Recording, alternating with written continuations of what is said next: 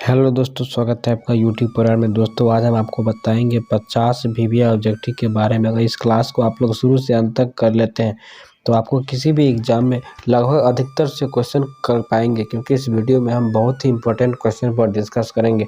और आपको comment box में बताना है कि आपको 50 क्वेश्चन में से कितना क्वेश्चन सही हुआ। यदि चैनल पर नए हैं तो ज़रूर चैनल को सब्सक्राइब कर लें। चलिए बढ़ते हैं सिंपल क्वेश्चन की तरफ। देखिए क्वेश्चन नंबर 1 में कहा गया बल गुणनफल होता है। बल गुणनफल क्या होता है? तो बल गुणनफल द्रव्यमान एवं त्वरण के गुणनफल को बल कहते हैं, इसलिए एक करेक्ट आंसर भी हो जाएगा। बल गुणनफल होता है द्रव्यमान एवं त्वरण के गुणनफल को। चलिए अगले क्वेश्चन की ओर बढ़ते हैं। क्वेश्चन नंबर 2 में कहा है अकबर ने बंगाल तथा बिहार को मुगल साम्राज्य में मिलाया था। इस क्वेश्चन में कहा गया है अकबर ने बंगाल तथा बिहार को मुगल साम्राज्य में मिलाया था। तो इसका राइट आंसर 1576 ईस्वी में। 1576 ईस्वी में अकबर ने बंगाल तथा बिहार को मुगल साम्राज्य में मिलाया था। चलिए बढ़ते हैं अगले क्वेश्चन की तरफ। क्वेश्चन नंबर 3 में कहा गया बिहार में प्रथम कांग्रेसी मंत्रिमंडल का गठन किसके नेतृत्व में हुआ था। इस क्वेश्चन में कहा गया बिहार में प्रथम कांग्रेसी मंत्रिमंडल का गठन किसके नेतृत्व में हुआ था। तो इसका राइट आंसर है श्री कृष्ण सिंह। 3 का राइट आंसर भी हो जाएगा। चलिए अगले क्वेश्चन की ओर बढ़ते हैं। क्वेश्चन नंबर 4 में कहा गया देव समाज के संस्थापक कौन थे। इस क्वेश्चन में कहा गया देव समाज के संस्थापक कौन थे। तो इसका राइट आंसर हो जाएगा शिव नारायण अग्निहोत्री।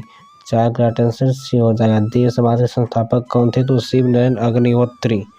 चलिए अगले क्वेश्चन की ओर बढ़ते। क्वेश्चन नंबर 5 में कहा गया भारतीय राष्ट्रीय कांग्रेस के प्रथम अधिवेशन में सदस्यों की संख्या कितनी थी।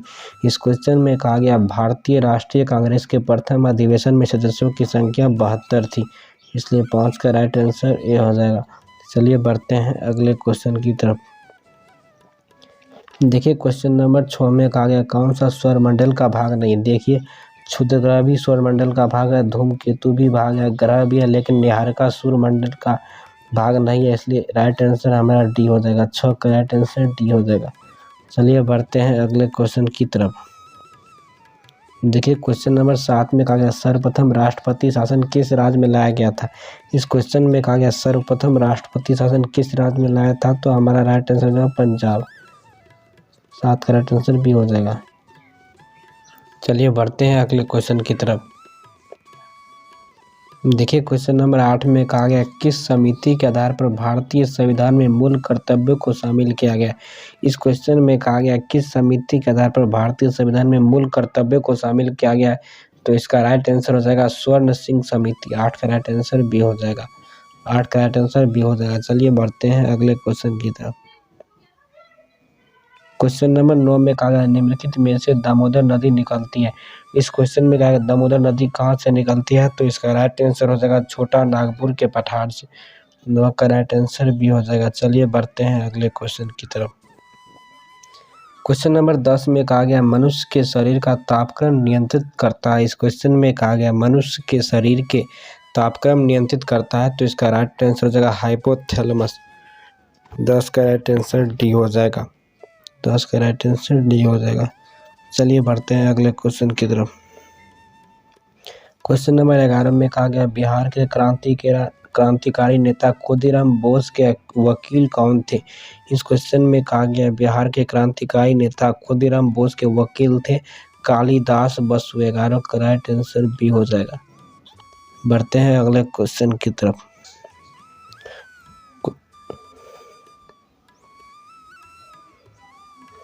क्वेश्चन नंबर 12 में कहा गया शिक्षा संबंधित सैंडलर आयोग का गठन कब किया गया था। इस क्वेश्चन में कहा गया शिक्षा संबंधित सैंडलर आयोग का गठन कब किया गया था। तो इसका राइट आंसर जाएगा 1917 ईस्वी में। 12 का राइट आंसर ये हो जाएगा। चलिए बढ़ते हैं अगले क्वेश्चन की तरफ। क्वेश्चन नंबर 13 में कहा गया मानव सेवा ही ईश्वर सेवा है, किसका कथन है। इस क्वेश्चन में कहा गया मानव सेवा ही ईश्वर सेवा है, यह कथन किसका है। तो रामकृष्ण परमहंस का। 13 का राइट आंसर डी हो जाएगा। बढ़ते हैं अगले क्वेश्चन की तरफ। क्वेश्चन नंबर 14 में कहा गया सुनहरी क्रांति संबंधित है। इस क्वेश्चन में कहा गया सुनहरी क्रांति संबंधित है, तो हमारा राइट आंसर हो जाएगा फल उत्पादन से। 14 का राइट आंसर डी हो जाएगा। सुनहरी क्रांति संबंधित है फल उत्पादन से। बढ़ते हैं अगले क्वेश्चन की तरफ। क्वेश्चन नंबर 15 में कहा गया गांधी इरविन समझौता के हस्ताक्षर होने से किसने महत्वपूर्ण भूमिका निभाई। इस क्वेश्चन में कहा गया गांधी इरविन समझौता के हस्ताक्षर होने में किसने महत्वपूर्ण भूमिका निभाई, तो हमारा राइट आंसर तेज बहादुर समप्रभु।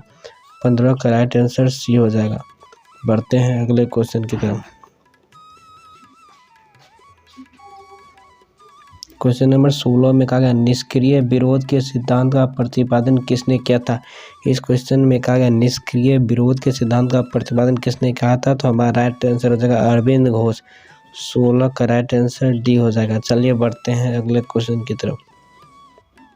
क्वेश्चन नंबर 17 में कहा गया वह अभिलेख जिसमें अशोक ने स्वयं को मगध का सम्राट बताया था, वह कौन सा अभिलेख है जिसमें अशोक ने स्वयं को मगध का सम्राट बताया था, तो हमारा राइट आंसर हो जाएगा भाब्रू अभिलेख। 17 का राइट आंसर डी हो जाएगा। चलिए बढ़ते हैं अगले क्वेश्चन की तरफ। क्वेश्चन नंबर 18 में कहा गया सोमेश्वर की पहाड़ी से निकलने वाली नदी कौन सी है। इस क्वेश्चन में कहा गया सोमेश्वर की पहाड़ी से निकलने वाली नदी कौन है, तो हमारा राइट आंसर हो जाएगा बूढ़ी गंडक। 18 का राइट आंसर सी हो जाएगा। चलिए बढ़ते हैं अगले क्वेश्चन की तरफ। क्वेश्चन नंबर 19 में कहा गया बिहार में व्यक्तिगत सत्याग्रह के प्रथम सत्याग्रही कौन थे। इस क्वेश्चन में कहा गया बिहार में व्यक्तिगत सत्याग्रह के प्रथम सत्याग्रही थे श्री कृष्ण सिंह। 19 का राइट आंसर बी हो जाएगा। चलिए बढ़ते हैं अगले क्वेश्चन की तरफ। क्वेश्चन नंबर 20 में कहा गया है बिहार बंधु समाचार पत्र कब प्रारंभ हुआ था। इस क्वेश्चन में कहा गया बिहार बंधु समाचार पत्र कब प्रारंभ किया गया था, तो हमारा राइट आंसर हो जाएगा 1874 ईस्वी में। 20 का राइट आंसर डी हो जाएगा। चलिए बढ़ते हैं अगले क्वेश्चन की तरफ। क्वेश्चन नंबर 21 में कहा गया नेपाल को स्पर्श करने वाली बिहार के कितने जिले हैं। इस क्वेश्चन में कहा गया है कि नेपाल को स्पर्श करने वाली बिहार के कितने जिले हैं, तो 7 जिले हैं। 7 जिले, इसलिए हमारा बी राइट आंसर। चलिए नेक्स्ट क्वेश्चन की ओर बढ़ते हैं। क्वेश्चन नंबर 22 में कहा मंगल और बृहस्पति की कक्षाओं के बीच सूर्य के चारों ओर परिक्रमा करने वाले सेल के छोटे टुकड़े को समूह को क्या कहा जाता है, तो इसका राइट आंसर हो जाएगा क्षुद्र ग्रह। 22 का राइट आंसर डी हो जाएगा। मंगल और बृहस्पति की कक्षाओं के बीच सूर्य के चारों ओर परिक्रमा करने वाले सेल के छोटे टुकड़ों को कहा जाता है क्षुद्र ग्रह। अगले क्वेश्चन की ओर बढ़ते हैं। क्वेश्चन नंबर 23 में कहा गया टीपू सुल्तान ने ब्रिटिश सेना को 1780 में कहाँ हराया था। देखिए इस क्वेश्चन में कहा गया टीपू सुल्तान ने ब्रिटिश सेना को 1780 में कहाँ हराया था, तो पोलीलूर में हराया था। तो इसका राइट आंसर बी हो जाएगा। पोलीलूर में हराया था। चलिए अगले क्वेश्चन की ओर बढ़ते। क्वेश्चन नंबर 24 में कहा गया कौन सा अम्ल दूध से दही बनने के दौरान बनता है, तो इसका आंसर हम लोगों को पता होगा कि लैक्टिक अम्ल से दूध से दही बनने के दौरान बनता है, इसलिए 24 का राइट आंसर डी हो जाएगा। चलिए बढ़ते हैं अगले क्वेश्चन की तरफ। क्वेश्चन नंबर 25 में कहा गया किस संविधान संशोधन के अंतर्गत दिल्ली को राष्ट्रीय राजधानी क्षेत्र बनाया गया था। किस संविधान संशोधन के अंतर्गत दिल्ली को राष्ट्रीय राजधानी बनाया गया, तो 69वें संविधान संशोधन के अंतर्गत। 25 का राइट आंसर बी हो जाएगा। चलिए बढ़ते हैं अगले क्वेश्चन की तरफ। क्वेश्चन नंबर 26 में कहा गया महावीर स्वामी ने अपना अंतिम उपदेश कहाँ दिया था। इस क्वेश्चन में कहा गया महावीर स्वामी ने अपना अंतिम उपदेश कहाँ दिया था, तो हमारा राइट आंसर हो जाएगा पावापुरी नालंदा। 26 का राइट आंसर डी हो जाएगा। महावीर स्वामी ने अपना अंतिम उपदेश दिया था पावापुरी नालंदा में। चलिए बढ़ते हैं अगले क्वेश्चन की तरफ। क्वेश्चन नंबर 27 में कहा गया संविधान का पहला सत्र कब हुआ था। इस क्वेश्चन में कहा गया संविधान का जो पहली बैठक हुई थी कब हुई थी, तो 9 दिसंबर 1946 को हुआ था, इसलिए 27 का राइट आंसर सी हो जाएगा। चलिए बढ़ते हैं अगले क्वेश्चन की तरफ। क्वेश्चन नंबर 28 में कहा गया आरंभिक वैदिक साहित्य में सर्वाधिक वर्णित नदी कौन है। इस क्वेश्चन में कहा आरंभिक वैदिक साहित्य में सर्वाधिक वर्णित नदी है तो सिंधु नदी इसका राइट आंसर हो जाएगा। 28 का राइट आंसर ए हो जाएगा।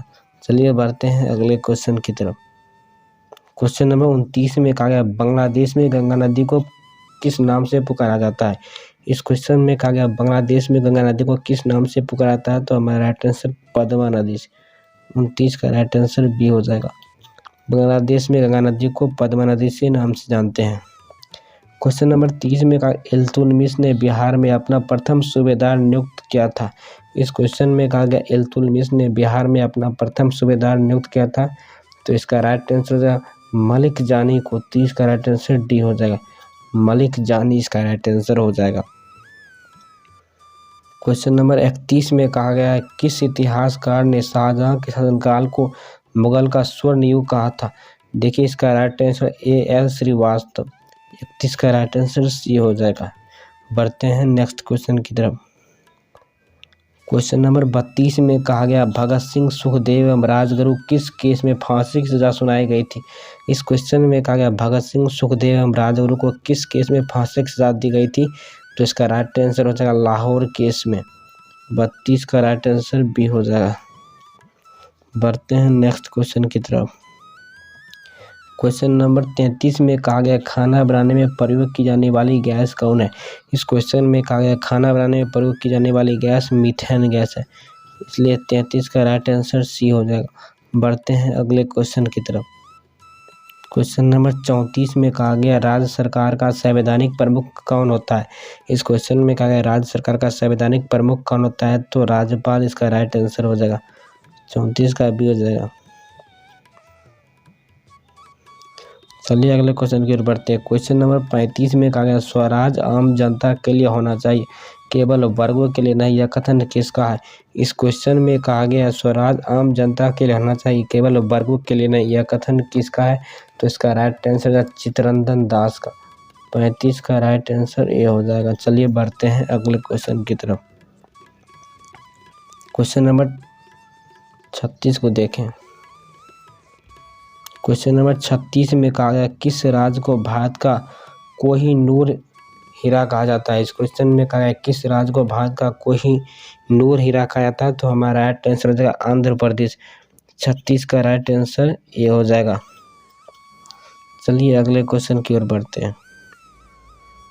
क्वेश्चन नंबर 37 में कहा गया अंग्रेजों के विरुद्ध भीलों के द्वारा क्रांति प्रारंभ की गई थी। इस क्वेश्चन में कहा अंग्रेजों के विरुद्ध भीलों के द्वारा क्रांति प्रारंभ कहाँ की गई थी, तो हमारा राइट आंसर हो जाएगा मध्य प्रदेश एवं महाराष्ट्र में। 37 का राइट आंसर ए हो जाएगा। बढ़ते हैं नेक्स्ट क्वेश्चन की तरफ। देखिए क्वेश्चन नंबर 38 में कहा गया किस सुल्तान ने पहले हजरत आला की उपाधि अपनाई और बाद में सुल्तान की। देखिए इसका राइट आंसर हो जाएगा शेरशाह सूरी। 38 का राइट आंसर हो जाएगा शेरशाह सूरी पहले हजरत आला की उपाधि अपनाई और बाद में सुल्तान की। बढ़ते हैं अगले क्वेश्चन की तरफ। देखिए क्वेश्चन नंबर 39 में कहा गया भारतीय संविधान को अपनाया गया था। देखिए भारतीय संविधान को कौन अपनाया था, तो संविधान सभा के द्वारा अपनाया गया था, इसलिए 39 का राइट आंसर ए हो जाएगा। बढ़ते हैं अगले क्वेश्चन की तरफ।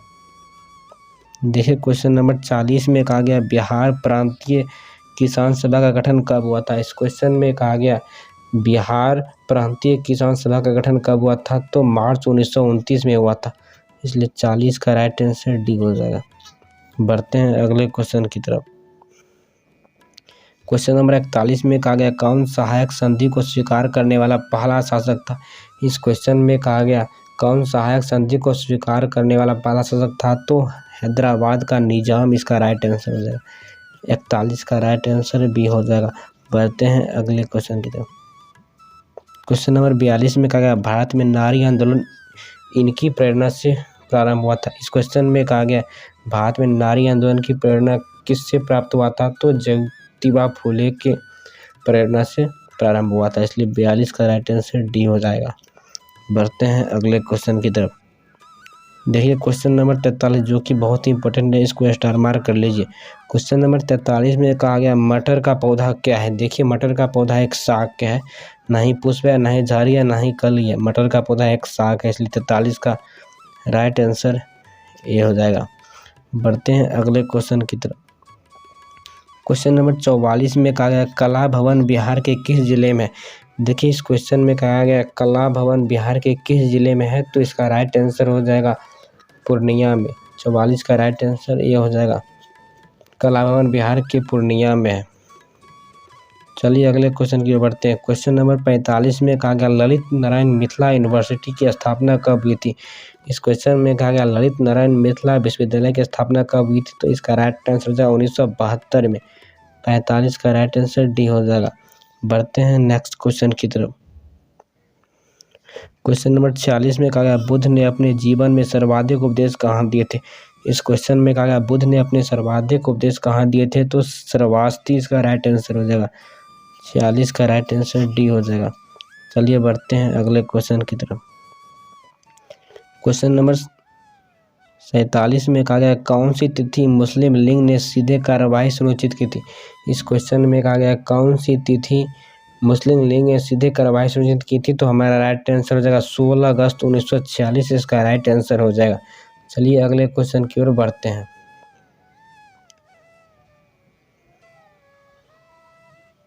क्वेश्चन नंबर 48 में कहा गया संविधान सभा की प्रांतीय संविधान समिति का अध्यक्ष कौन था। इस क्वेश्चन में कहा गया है कि संविधान सभा की प्रांतीय संविधान समिति के अध्यक्ष कौन थे, तो सरदार वल्लभ भाई पटेल इसका राइट आंसर हो जाएगा। 48 का राइट आंसर डी हो जाएगा। चलिए बढ़ते हैं अगले क्वेश्चन की तरफ।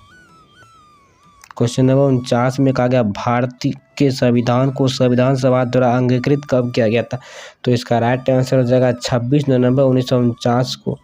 49 का 1 हो जाएगा। चलिए बढ़ते हैं लास्ट क्वेश्चन की तरफ, लास्ट एंड फाइनल क्वेश्चन।